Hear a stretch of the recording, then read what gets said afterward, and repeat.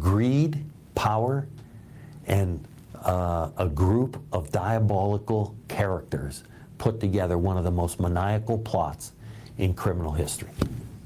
There were 7 total people involved in this case. 4 are now dead, okay? 3 are still alive. 2 were charged. So that leaves 1 that's still out there. And that person, we know who he is. He actually received a level of immunity from the United States Attorney's Office and was supposed to testify at trial of his involvement. You ever find a group of people like-minded enough to want to do a plot like this? It just had never happened. And they called themselves the fractured intellectuals, meaning they were really, really bright, but they couldn't get along with anybody other than their own social group. When I arrived on scene, Mr. Wells, who had just robbed the PNC Bank, went in, asked for $250,000, left with a significantly less amount of money, $2,807, was under arrest and was in discussion with the Pennsylvania State Police about who he was and what he was doing. And what he said was, he was a pizza delivery driver, was forced to go to a tower site to deliver pizzas, and then was forced to wear a collar to go rob the bank. He had to go first when he robbed the bank, get out of the bank, go over to the flower bed in the McDonald's, turn over a stone, receive some notes there. Then he was to come around the Eyeglass Road, which he was in the process of doing when he was arrested, get out of the car, tie an orange ribbon around the fire hydrant, indicating that he had gotten the money from the bank. He then was to get back in the car and go to the exit 180 sign of Kearsarge off of I-79, go into the woods there, get some more notes. Then he was to get back on Interchange Road, go south on 79, get off at the McCain Township sign, and receive more notes. And it was in the process of that he would have expired after the device detonated. One of the notes in the bank, you don't even know, was written just to the police, saying, it took us 7.5 years to put this together. You're not going to solve this in an hour. 3 weeks later, an individual named Bill Rothstein contacts the Pennsylvania State Police, said he's driving around Erie, he's going to kill himself, he's got a gun in his van, and he also needed to tell us he's got a dead body in the freezer in his garage, and that Marjorie Diehl Armstrong killed him. The body in the freezer turned out to be the boyfriend of Marjorie Diehl Armstrong.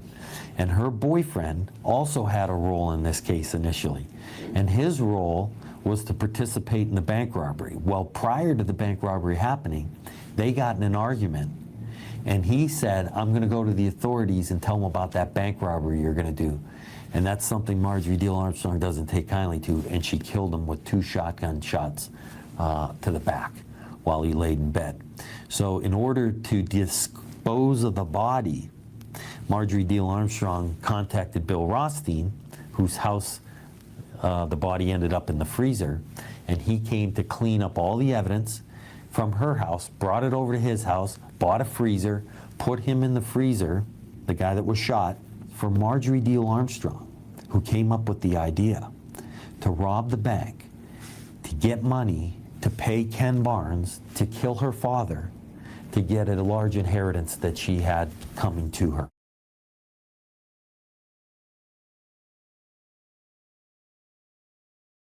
Thanks, Sarah. Good morning, everyone. Thanks for being with us as we talk about the Pizza Bomber case, which today marks the 16th anniversary of the start of that case, which, of course, began with the explosion of the bomb that was on Brian Wills' neck as he tried to rob the PNC Bank in Summit Township. So we're here this morning with Jerry Clark, retired FBI special agent who was the lead investigator on the case. I know many of you have heard Jerry speak before and know of his involvement in the case. So Jerry, thank you for being here this morning. Thank you very much. And we hope to get a lot of questions on this. We always do get a lot of questions, so please submit them and we'll do our best. So Jerry, 16 years to the day when this event happened. Can you just reflect on that for us a little bit? It's been a long time and it doesn't seem that long either. You're right, Ed. It's Sort of strange, because in a way it seems like it was just yesterday, but yet it's 16 years, and I think all the years that have gone by. And again, certainly every time I talk about this case, I have to mention that, people died in a horrific, way, certainly on film. And so I never forget the victims involved in this case as we walk through and talk about it, even to this day. But yeah, 16 years later, here we are. It was Labor Day, the Thursday before Labor Day weekend. Just, regular day at the FBI where you're doing busy work, either interviewing or writing reports or, things in the office. And then the phone call came in, and it sounded very different, automatically rushed up to Peach Street. And I think we mentioned in the book, I actually pulled directly onto the scene, which was way too close to where Mr. Wells was already apprehended by the state police. So it was just one of those days that you just thought, oh my gosh, this can't be happening. And as it progressed, it got worse as we went. Yeah, we have received over the course of my time, in the hundreds of bank robberies, banks that are being robbed with the use of some sort of device or hoax device. This one, just, I don't know, the way they were describing it, it sounded like, well, okay, this is a little different than most. I think I'd mentioned before a binocular case with an antenna one time, or flares taped together when you arrive on scene. But this one just sounded different in how they were discussing it. So I knew right away, all right, we definitely need to be focused and paying attention to what we're doing here. It was because, again, you're thinking, hoping for the best, that it was a hoax device, that nobody would get injured, and that would get resolved. And he'd stand up, we'd take it off, and it's over. And while the bomb squad was literally gearing up in the parking lot, 3:18 p.m., the device went off. So it was immediate chaos, because, you just never really have something like that happen. And people running from place to place and just trying to gather everybody's wits about them on what do we do first and what do we need to do to get this thing started.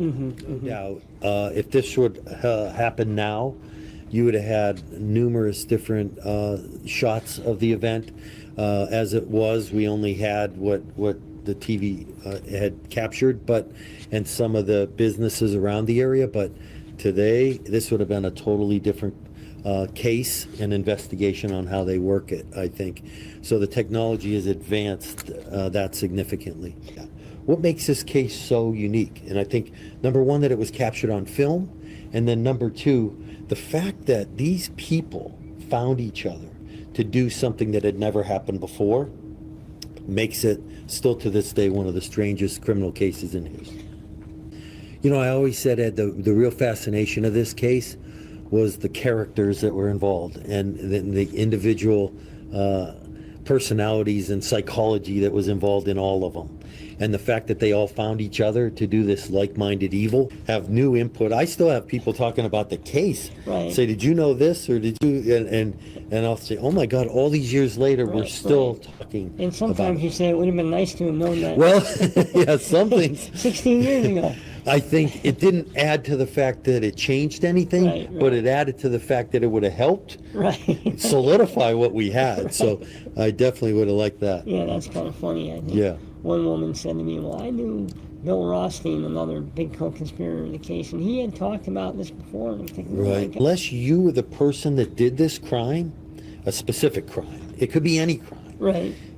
You're the only one that knows what happened. And so a lot of times you think you know everything because of the evidence that you've put together.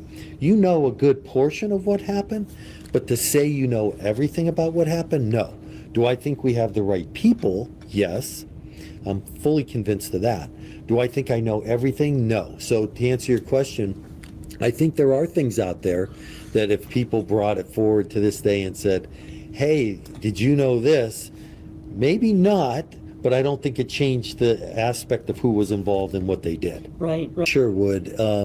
Just their conversations, like you said, some of the real intricate details, like some vehicles that were used that I never found. Oh, yeah. You know, what was to happen at that last site where someone had gotten to that site before we did. So there's still some mystery that shrouds it all, but the facts of who, like I said, was really involved and their roles, I think, are fairly clear. Right. Our evidence clearly indicates that Brian Wells was involved because of his knowledge of the people, that he knew the people, and that they tricked him, they duped him, they told him it wasn't real, and it was. The bomb. Yes. And he was a very nice, gullible guy who believed what he was being told and was trying to do the right thing for what he was told to do, but at the same time, they had no intention for him ever to live through this event. And that's the most, I think, maniacal part for me. And that's why, you know, the pre-planning meeting the day before he attended, so we know that he attended the pre-planning meeting.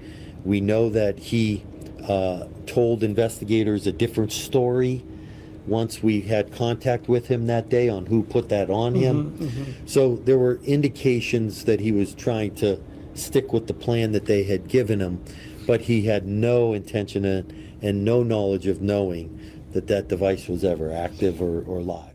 I personally think he had to know, and here's why. At least that he was going to make some stops, and I'm sure he had to read, because his fingerprints, there were 18 fingerprints on the notes that were Brian Wells's, indicating that he was reading the notes. I don't know that he knew exactly maybe the locations, but that he was going to go do a couple stops, because otherwise he would have never been able to read all that material that they had given him in time to go do the stops. And he wasn't at any one stop very long before he moved on to the next one until law enforcement pulled him over. So to answer your question, I think he knew some of the things, but he didn't know in detail maybe the exact locations.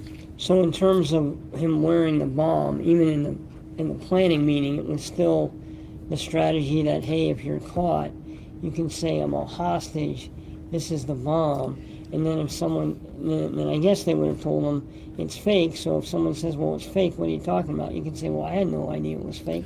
But certainly on that day, it was very real. And he didn't want to wear the real bomb, but they forced it on him, and then he went on his way.